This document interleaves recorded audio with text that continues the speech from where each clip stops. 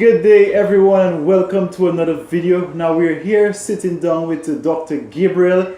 He's the director and founder of Maranatha Medical Missionary Institute. On top of that, he is a certified herbalist, a certified medical missionary. He's actually pursuing a doctorate in natural medicine.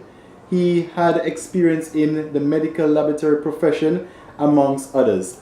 Mr. Gabriel, welcome to the show. Thank you. So, first of all, tell me, what got you interested in studying natural medicine? Originally, I wanted to be a conventional doctor. Right? But then, through a series of events, the Lord really directed me toward the natural field.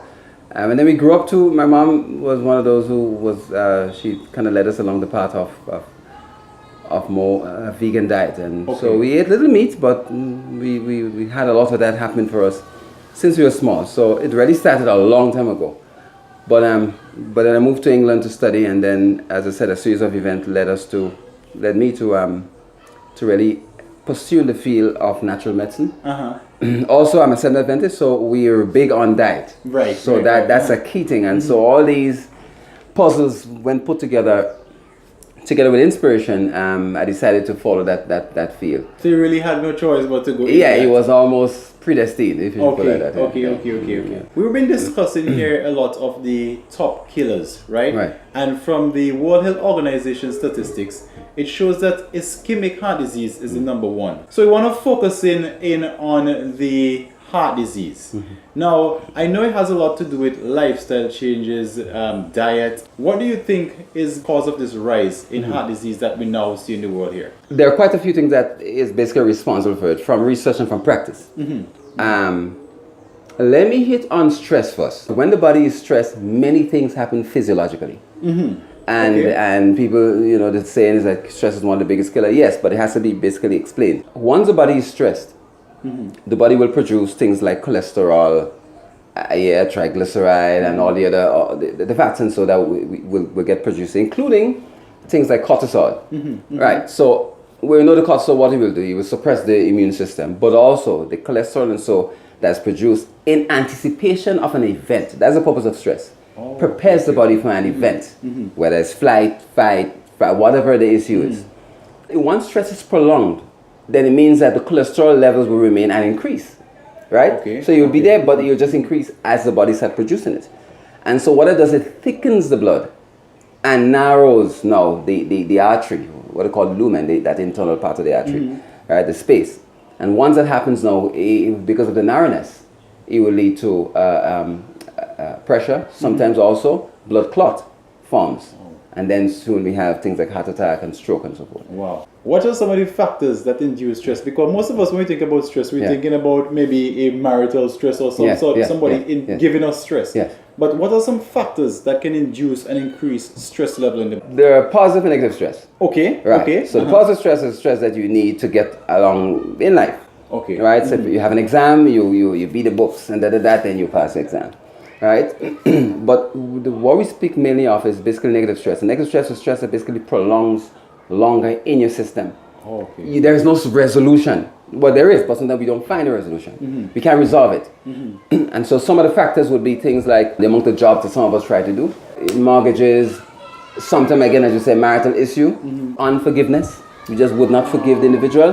The body is remain under stress for a long time because the body produces negative chemicals whenever you're under stress. And these chemicals are basically preparatory for aiding the immune cells to fight whatever noxious or whatever poisonous, whatever issues that is occurring in the body. But likewise, when you are happy, the body also produces chemicals that helps to aid in helping heal the body. Is all these are the issues that sometimes we don't look at. I was actually surprised you went that direction because we're here dealing with health, but then we're seeing things like taking on excess mortgage and all that. That is interesting. So everything basically ties into everything when it comes to your health. And a point as well is lack of faith in God, because if you trust God, you will leave it. You do the best you can and you leave it. Diet, too much meat, dairy, these things will cause you issues. When the meat, obviously with the excess meat, with the fat and so forth in the system, goes back to the same body, makes your blood sticky. Oh yes, it does. Typical example, case in point, in the laboratory when I was working as a laboratory scientist or called a PSO, many times when we draw the patient blood, just looking at the blood, the analysis of the blood alone in the test tube, you can see a layer of fat. Immediately you know that that individual cholesterol is quite high. Now, I know for most persons, and I've spoken to a few, Yes. it is kind of difficult to go from meat to no meat. What can those who are currently eating meat do to start that progress of lowering the risk? Right. What I normally tell my patient is that choose the days that you want to eat flesh with your food. Okay, I like that. So it's an Thank easier you. transition. You're weaning yourself off it. Because sometimes most of the diets give you like a black and white. Right. You go straight, and that for most persons is not practical. But this approach where you say choosing the days. Yes. And I think we'll have to speak more about that one. More of that, because then you can choose. So 3 days now, you do this for the next 6 weeks, then you do 2 days a week, then 1 day, so that you, as you wean yourself off, you don't feel the urge. I mean, sometimes you may return, but you try and fight it. And as I said, you do so that when you eventually leave the meat alone, the flesh alone, The flesh. you don't ever go back. What else in terms of nutrition could be contributing factors to this rise that we see in the statistics? What will happen is that individuals now who end up with a bad diet, bad nutrition, will most times gain weight. And weight gain and diabetes, that's what I'm aiming at. A link, especially type 2 diabetes. Here what we notice, individuals who are diabetic, because of the concentration of sugar delaying in the body for so long, it hardens the arteries. And whenever that happens, it leads to heart attack. So all these things Yes, are tied in. So many of the death, if not 80% of the death of diabetics, it comes through heart disease. Wow. So they die from heart attacks, as opposed to anything else. Wow. 80% of them. Some of the flours that we would recommend that are not necessarily, that would not necessarily fall under that category, would be things like the natural flours that we use, things like the spelt flour, the cassava flour, and so these ones we don't count it as that. Some people would, but we don't, because we see the benefit of it, even for persons who are diabetic. Right, we're using them, right? So things like the sweets, the confection, all these are the candies, the man-made ones. Yes, the man-made stuff. Okay. But the natural ones, coming from your cassava, your potatoes, and breadfruit, and so these are good, right? Okay, got you. Right. Got so you. these are ones. These are slow-releasing starches. They're natural. Complex carbohydrates. Right. Okay. So it would not spike. They're quite low on the glycemic index, as opposed to the processed carbs that will cause a spike immediately. Okay. Total rush. Now, what about wheat? Wheat seems to have a lot of controversy over it in terms of their manipulated. A good bread is a good bread. So wheat for most individuals would be fine. Okay. Right. But I'm more kind of homing on individuals who are sick. And like for Okay. But normally bread, because even Spirit Prophecy mentioned about a good bread, healthy bread, good wheat bread. Yeah. When you have the 100% wheat, organically grown, not mixed with white flour, which we have here. Yes. That's a zero. That's the missing link. That's exactly. But for wheat though, let me give a typical example for diabetics. Based on the question you asked, diabetics, the wheat produce a compound called amylopectin A. Okay. And amylopectin A will spike your sugar. So even though you're on a good wheat as a diabetic, it will make sure the sugar up in the sky. So that is why you use those flours for diabetics. That's it. With the breadfruit. With the breadfruit and so forth. And we also have chin up seed flour. What? For bread, yeah, you patch it and you grind that. Okay, interesting. So we looked at stress, we looked at nutrition holistically. Yes. Now, there have been studies that show improving physical activity can help to reduce your chances of heart disease. Now, if you could just hone in on that for us, please. Yes, exercise is key. Exercise is As a matter of fact, that's one of what we call the 8 doctors, the whole new start, exercise, the E, exercise, major. But you need at least about a half an hour or so a day. Some people say 3 days a week, some every day. It depends. All right, you take it as you can, but exercise is key. And sometimes exercise alone by itself could make a difference. Well before you start the dietary thing. Because exercise, what it does, it basically pushes the blood around. That's why we say cardiovascular. It pushes the blood around, and stagnant blood is one of the key. It's like a river. Right. Third stage river, when it's stagnant, it produces sometimes stench. Right. And it's very deep. Well, equate that back to what we're talking about. It will cause you deep issues. Okay. I like that. Yeah. Because the blood not moving around, you're in trouble. So just for starters, exercise will help to move the blood around. Move the blood around. Let me ask you something with exercise though. what approach do you take? And again, you say we're Yes. dealing with sick individuals. Yes. Right. What about persons who are not sick? Right. But they really want to make a healthy change. Right. What can they engage in? Because what I had with my channel initially, a lot of the workouts, as you see, were high intensity interval workout. Right. Now, for the average person, those are a little bit advanced, which yeah. is why I had to scale back. Right. Now, I've been recommending things like walking, Right. getting moving, Beautiful. and using how, like, you're at a job where you can go down the stairs, Right. get moving. What do you recommend? That's the same thing I recommend. Okay. You use the stairs instead of the elevator or escalator. You on the morning, sometimes what we do too as well. Well, apart from we do it ourselves, we make recommendation that individuals can get a skip rope and skip right in the office, right in the bedroom, right in the veranda. My children are involved in swimming. They teach to swim as well. So swimming is quite a good thing. So the key thing is movement, right? Okay. So suspend any stagnation in any way.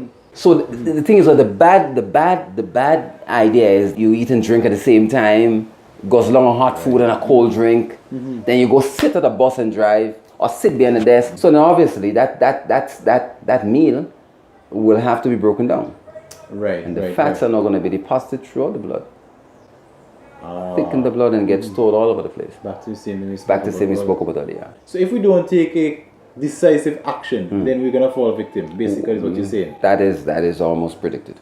Okay. Yeah, because we have to do something. You cannot do anything about it. You must get up and make a change, right? Even though you do half a mile a day or whatever the exercise, whatever the change in that, you have to start something. Right. So we know the causes. Right. We know what's causing it. We just touch on exercise. Right. Let's back up to nutrition. What nutritionary habits can we start today? Right now, immediately. Let me take it from a situation that occurred when I was at a secondary school. One of my colleagues. Okay. He burped a lot directly after he ate. I said, you need not eat and drink because we do have fermentation. He stopped it one time. Okay. By the following day, he saw improvement. Wow. So simple thing like this: when you eat your meal, do not have liquids with your meal. Okay. Very bad for you. Okay. Right? And could you just get into that as to why it is bad for you? Right, because the liquids will get digested first, and the body will have to stop the digestion to deal with that, what we call simple breakdown. Oh, okay, understand. Right, so, and absorb it. But during that process, we have fermentation, because something sugary would be in there most times. And you also have putrefaction, which is the rotting of the meat, of the yep. And so with that now, we have issues. That can lead, once it occurs too often and for too long, you can breed cancer. Next thing you can do, you can have more vegetables in your diet. Also have more fruits, but the fruits and vegetables must never be mixed as a rule. I heard that. What is the reason for that? Is the same thing you just talked about? Right, because you have vegetables, complex sugar. Okay. You have fruits, simple sugar. So we do have a clash. Yeah. So we have to get the simple sugars out first. That's why if you get up early in the morning time, you can have a little fruit, a fruit snack, and then you give it an hour or two, and then you have your vegetable with your food. Okay. We do have the exceptions to the rule. Things like even though pawpaw is a fruit, but the pawpaw sometimes is used with the regular food, which is not, we don't normally do it, for the purpose of chymopapine, which is an enzyme that helps digest food. Okay. So in case of indigestion, we'll use that. Okay. Right? If you're going to have liquid foods like soups, we try not to use the heavy provision with it because of the same problem. Okay. So the Grenadian way and then the mini the Caribbean way, and we have pea soup with dumpling and yams, and that is a zero. Okay. The peas with the vegetables by itself. Now stress. Right. Now stress is inevitable. Yeah. If we're going to be living in this world with induced stress. Now we're not talking here about the good stress. This is good for motivation. Yes. We're talking about the bad stress. And you know how life is in Grenada right now. Correct. And around most of the world. Yes. What would you give persons as advice to reduce stress? Well, it has to be on the spiritual level, because you see there's no other way out. When you look to the world and to man, it's pure disappointment. Okay. The economy is going bad, jobs, people not having jobs, people are losing their homes and their property because they can't afford payments and so. Right. These are things that will land you into some long-term negative stress. What we say, we try, one of the key things to live within your means. That's one of the key things. Okay. Downsize if you have to. Don't put your hat where you can't No, reach at it. all, because you go watch it and you go ache you.